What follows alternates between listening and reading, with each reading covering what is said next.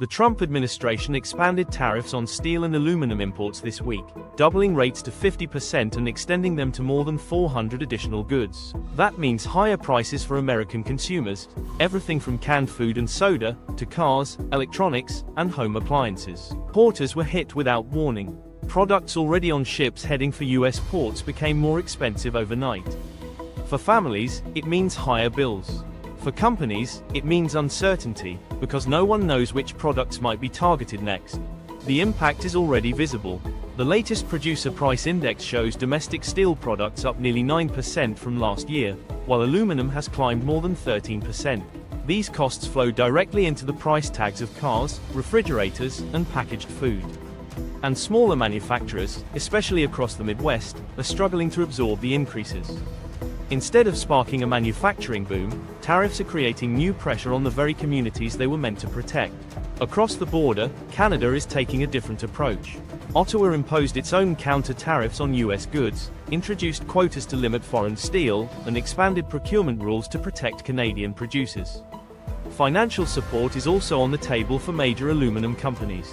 The goal: stabilize supply chains, protect jobs, and turn US pressure into a chance to reinforce Canada's domestic industry. The contrast is clear. In the US, tariffs are driving inflation and layoffs.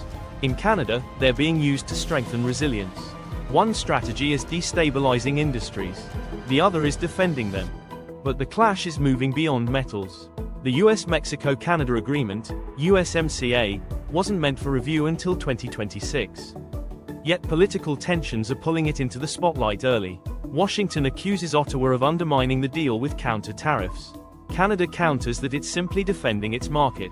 Prime Minister Mark Carney's government is playing for time, expanding exports that qualify under USMCA, deepening partnerships with Mexico, Europe, and the UK, and leveraging Canada's role as America's top energy supplier.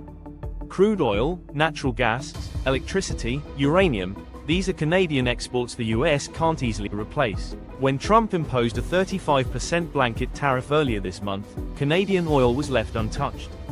That's no accident. Energy is Ottawa's strongest card, and keeping it exempt shows just how interdependent the two economies remain. Yet politics quickly overtook economics. Hours before the tariff deadline, Trump linked trade talks to Canada's foreign policy, shifting the narrative from commerce to geopolitics. For Ottawa, that confirmed what many already feared: there may be no clear path to yes, no matter the concessions. So instead of rushing into a deal, Canada is betting on patience. By holding its position, it keeps leverage, and ensures vital industries remain protected. Trump wants headlines. Canada wants stability. The next few months will decide whether this standoff produces a workable arrangement, or a showdown that reshapes North American trade for years to come. This is True Estate Report. Thanks for watching. We'll see you in the next video.